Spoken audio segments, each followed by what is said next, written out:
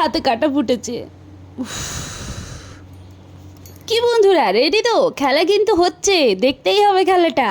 কার সাথে কার খেলা বলো তো? ভিডিওটা দেখলেই বুঝতে পারবে। তাও বলে দিচ্ছি, আমার সাথে কই মাছের খেলা। তো খেলার উপযোগী করতে হবে কই মাছগুলো, মানে রান্নার উপযোগী, ঠিক আছে? মিন মাইন্ডেড করো না।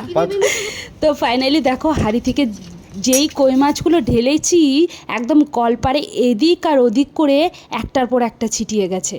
একদম পুকুরের জ্যান্ত তাজা কই মাছ।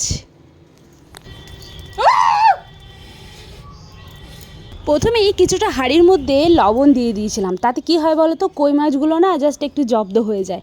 ব্যাস, তারপর এইগুলোকে সুন্দরভাবে আঁশ ছাড়াতেও সুবিধা হয়। আর দেখো, প্রথমেই মা কতগুলো কথা বলবো কি তোমাদের সাথে, কাঁটাটাই তো ফুটে গেল। বিশ্বাস করে এত বেশি জ্বালা করছিল গো, কই মাছের অনেক শক্ত কাঁটা। তারপর কি করলাম বলো তো, একটা ক্যাঁচি নিয়ে আসলাম।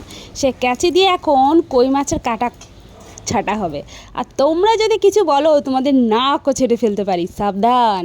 তো দেখো, এইভাবে কাটাগুলো কত সহজে কাটা যায়। আমি যখন বটি দিয়ে কাটতে যাব না, অনেক বেশি অসুবিধা হয় আর হাতের মধ্যে কাটা ফুটে যায়। আর দেখো কত সুন্দর, এইভাবে কাটাগুলো ছাটলে অনেক সহজ। আর প্রথমে একটু বালি দিয়ে কই মাছের আঁশগুলোকে ছাড়িয়ে নেবে কিন্তু, কারণ কই মাছের ওপরটা জাস্ট পিচ্ছিল টাইপের থাকে, আর যখন ওটাকে ধরতে যায় অটোমেটিক্যালি ফুসকে চলে যায়। বিশ্বাস করো, এদিক সেদিক সেদিক, মানে তুমি ধরতেই পারবে না। জাস্ট মাথার কাছে ধরলে হয়তো কিছুটা ধরা যায়, মা এটাই বলছিল। দেন তারপর দেখো, কাঁটাগুলো ছাটার পর যে কানকোগুলো সাইডে আছে, এইগুলোও ছাড়তে হবে। এইগুলো কিন্তু প্রচণ্ড শক্ত আর কিছুটা কাটা থাকে।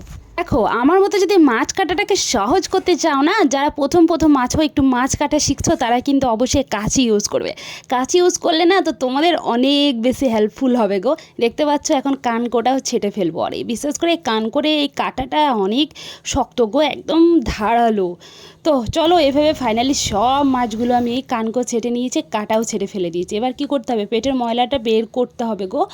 এখন দেখো, এই যে কি বলবো, মুখের এই যে একটু সরে যে একটু শক্তর মতো একটা অংশ আছে, ওখানটায় কাটবে কিন্তু, তাহলে পেটের ময়লাগুলো সহজেই বেরিয়ে আসবে। আর দেখো, আমি এইভাবে বের করছিলাম, কিন্তু বিশ্বাস করো, পেটের মধ্যে ডিম হয়েছে, সেই ডিমগুলোও একটা দুটো বেরিয়ে আসছিলো। যাই হোক, কিছু করার নেই গো, নতুন কাটছি, কোনো প্রবলেম নেই।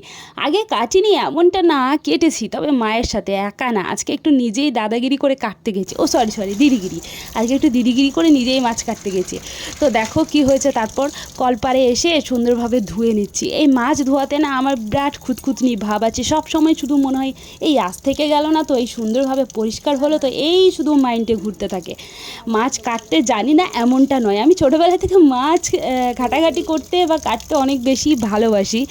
মানে তারপরেও দেখো, এই মাছগুলো অবশ্যই একটু কাটা সহজ নয় খুব একটা, কিন্তু আমি আজকে নিজের রিক্সে কাটতে বসেছি। আগেও কেটেছি, কিন্তু মা হেল্প করেছে আজকে একা। আর দেখো, এখন আমার মাছগুলো পুরো সুন্দরভাবে পরিষ্কার করে ধোয়াও হয়ে গেছে। আর কতটা ফ্রেশ হয়েছে দেখেছো? না, আমি তোমাদেরকে কই মাছ কাটা শেখাচ্ছি না, আমি নতুন শিখছি, তোমাদের সাথে শেয়ার করলাম, বুঝছো? আমাকে কেউ কিছু বলবা না, বুঝলে? চলো টাটা, বাই, অন্য একটা ভিডিওয় দেখা হবে।